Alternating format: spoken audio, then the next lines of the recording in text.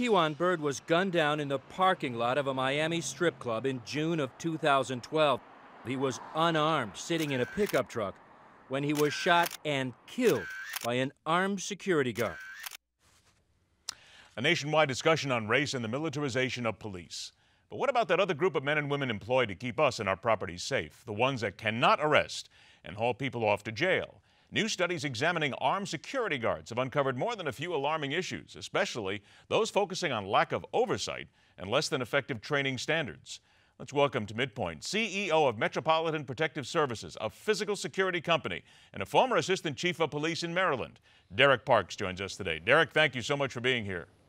Thanks for having me, Ed. Derrick, let's dig into this because this is very alarming to a lot of people because let's be honest, we see a lot of security guards around the country, usually in malls, places of business, whatever, housing projects, and some of them are armed. But when you look at this report and it talks about a lack of training, a lack of oversight, is this, in your experience, the norm rather than the exception around security guards in America?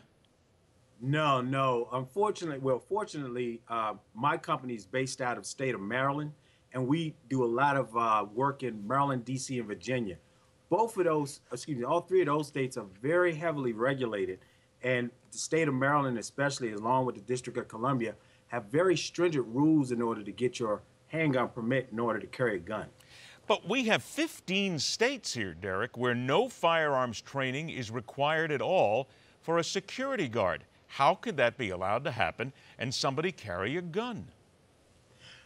I really can't speak on those states. I mean, the truth to the matter is, anytime that I think you have access to deadly force, such as a handgun or any kind of gun, I think there should be a level of training. I think that's without question that there should be some guidelines and standards established by any state that's allowing their citizens to carry, whether it's just be for their own personal protection or whether they are licensed security officers, that there should be some standards put in place for these officers to carry their weapons. What about oversight here now? Do we need somebody nationally or statewide, if you will, to oversee these security companies? And I ask that knowing that I have personal experience with friends of mine who own security companies, no names, but I can tell you right now, in the past, they've allowed their people to carry guns and they've not been trained, and they're not exactly the people that I would want to trust, and they stand there and they protect people's homes.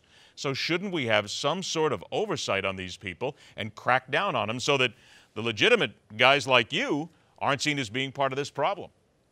Absolutely. I think in the industry, and right now we're talking about security industry in particular, there always should be some oversight as it relates to any kind of weapons. I mean, I can't even imagine for someone just to come off the street and you issue them a handgun with, 15 rounds, a 15-round clip, one in the chamber, and send them off to do work. There's something in law enforcement called the use of force continuum. And whether you're whether you're a police agency or security agency, that's a level of force that you can use all the way up to deadly force in order to negotiate an arrest or effect an arrest. Now, I can't imagine that there are states, as you stated, 15 states that are just issuing handguns without giving any kind of training when to use deadly force, when not to use deadly force, what other means to use to effect an arrest or negotiate arrest. Even for as we issue our handguns to our officers, they have to have other choices other than deadly force on their gun belt. They have OC spray, batons. In certain states, we are authorized to carry stun guns. But fair to say that a lot of officers out there, whether they're security guards or regular law enforcement, they don't feel safe with a lot of that because the crooks themselves are a lot of times better armed than the cops. Well, that is true. I mean, the thing about it is, action is quicker than reaction. So if someone has an intention to do wrong things and they already know what they plan on doing, a lot of times in law enforcement, we're reacting to a situation opposed to proactively moving in. So you're absolutely right. Isn't it fair to say that a lot of what we need, because certainly you need firearms training, but you've been in law enforcement at these different levels before, aren't we missing a lot of times the psychological training of officers? You know what, Ed, you actually hit on a very good point. That is very true. The mindset of any officer, whether they're a police officer, security guard, it's very important to make sure individuals are qualified and mentally stable enough to be able to use that weapon. Even in certain situations, as you were just speaking about the case in Florida where this officer used deadly force, in fact, overkill, in my opinion, in this particular situation, I'm sure there's a number of cases where security officers or law enforcement should have used deadly force and did not, and may, as a result, may have caused themselves to be injured or even killed in certain cases. With your experience in law enforcement, though, let me ask you this: do you have any doubt whatsoever that right now on the streets of America, and there's no numbers for this really, but just your personal experience, that there's a lot of officers, male and female, out there? Let's point out there's a lot of great ones out there who do their job every day, put their lives on the line. But there are a lot of them out there who simply are not psychologically ready to carry a weapon and enforce the law. Unfortunately, I do have to agree with you on that. That is a very valid point. There are a lot of individuals who slip through the cracks. There are some security officers who want to be the police officers who may get their license to carry a gun and really don't know how to execute the a manner in which to enforce the level of law in which they've been authorized to enforce. So you're absolutely right that there could be a lot more training given to especially these states that don't have any oversight or guidelines as it relates to armed security officers. I only got about 30 seconds left. Is one of your biggest fears that right now in the state that we live in right now, things that are happening across the country, that a lot of the law enforcement right now is trigger happy? I wouldn't say that. I mean, I've been on the police department and been able to observe police officers, supervise police officers, and really most officers don't want to be in a confrontational situation where they have to use deadly force.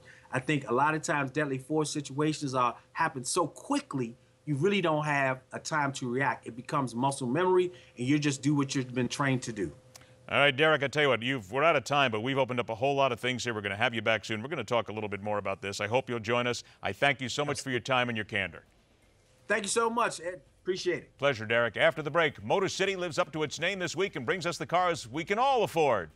And those we'll never be able to afford, even if we live 1,000 lifetimes. That and a whole lot more with the car coach who's sitting around Detroit and waiting to see the cars that you're able to drive, and of course the ones that only John Bachman can afford. He will join us with the news, and we'll continue when Midpoint rolls on.